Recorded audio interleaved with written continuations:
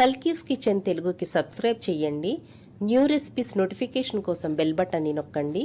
అట్లాగే ఎట్లా ఉందో రెసిపీ ట్రై చేసి కామెంట్ చేయండి. Please like share. Hi friends, welcome to కల్కీ కిచెన్ తెలుగు. ఈరోజు రెసిపీ వరిపిండితో వడియాలు. 1 కప్పు వరిపిండి, 8 కప్పుల వాటర్, 4 పచ్చిమిర్చి, కొద్దిగా కరివేపాకు, 1 స్పూన్ లెమన్ జ్యూసు, రుచికి సరిపడా సాల్ట్, కొంచెం జీలకర్ర. పచ్చిమిర్చి కరివేపాకును కచ్చా పచ్చాగా దంచి ఒక పక్కన పెట్టుకోండి. ఒక బౌల్లో 2 కప్పుల వాటర్ వేసి పిండిని ఉండలు లేకుండా బాగా మిక్స్ చేసి ఒక పక్కన పెట్టుకోండి. మరొక పాత్రలో 6 కప్పుల వాటర్ వేసి బాగా మరిగిన తర్వాత కలిపి పెట్టుకున్న వరిపిండిని ఈ మరుగుతున్న వాటర్లో వేసి గరిటెతో తిప్పుతూ ఉడకనివ్వండి. ఉండలు కట్టకుండా అడుగంటకుండా గరిటెతో తిప్పుతూ ఉండాలి.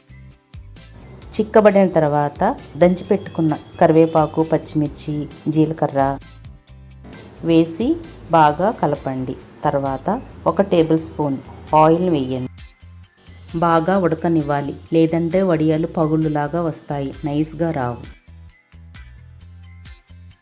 1 టేబుల్ స్పూన్ లెమన్ జ్యూస్ని వేయండి.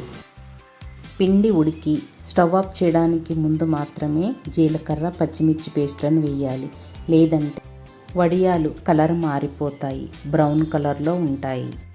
ఉప్పు కూడా తక్కువగానే వేసుకోవాలి.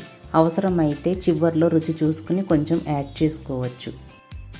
కన్సిస్టెన్సీ కూడా మరీ చిక్కగాను పలుచగాను లేకుండా చూసుకోండి. ఇది పర్ఫెక్ట్ కన్సిస్టెన్సీ. సాల్ట్ అన్నీ కూడా కరెక్ట్గా సరిపోయాయి. 1 కాటన్ క్లాత్ని వెట్ చేసుకుని ఎండలో ఇట్లా పరవండి. ఉడకబెట్టిన వరిపిండిని కొంచెం కొంచెంగా తీసుకుంటూ వీడియోలో చూపిస్తున్నట్లుగా ఇట్లా వేయండి. మొత్తం పిండినంతటిని గరిటెతో తీస్తూ కొంచెం కొంచెంగా ఇట్లా వేసుకోండి.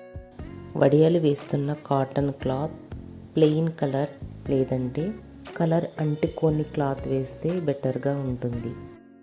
కలర్ పోతున్న క్లాత్ వేస్తే వడియాల కలర్ కూడా చేంజ్ అయిపోతుంది. 2 రోజులు ఎండలో ఇట్లా బాగా ఎండనివ్వండి. ఇట్లా ఎండితే సరిపోతుంది. క్లాత్ని వెనక్కి తిప్పి కొద్దిగా వాటర్ను చల్లండి. ఇట్లా చేయడం వల్ల క్లాత్ నుండి వడియాలు ఈజీగా రిమూవ్ అవుతాయి.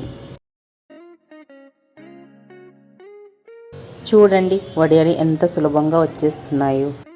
ప్లాస్టిక్ షీట్లో వేస్తే ఇంకా ఈజీగా వచ్చేస్తాయి, కానీ వేడివేడివి ప్లాస్టిక్ షీట్లో వేయడం వల్ల ఆరోగ్యానికి మంచిది కాదు.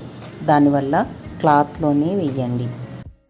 క్లాత్ నుంచి రిమూవ్ చేసిన తర్వాత దానికి ఉన్న చెమ్మ పోవడానికి మరొక రోజు ఎండలో బాగా డ్రై చేయండి. బాగా ఎండిన వీటిని గాలి తగలని డబ్బాలో వేసుకుని 2 సంవత్సరాల వరకు నిల్వ ఉంచుకోవచ్చు. పిండిని బాగా ఉడకబెట్టి చేస్తే పగుళ్ళు లేకుండా ఇట్లా నైస్గా వస్తాయి. 1 కప్పు పిండితోటే చూసారా ఎన్ని ఎక్కువ వడియాలు వచ్చాయో. ఇవే మార్కెట్లో కొనుక్కోవాలంటే చాలా రేటు ఉంటాయి. రెడీ అయిన వీటిని బాగా మరిగే నూనెలో వేసి వేయించుకోవాలి. తెల్లగా ఎంత బాగా వచ్చాయో.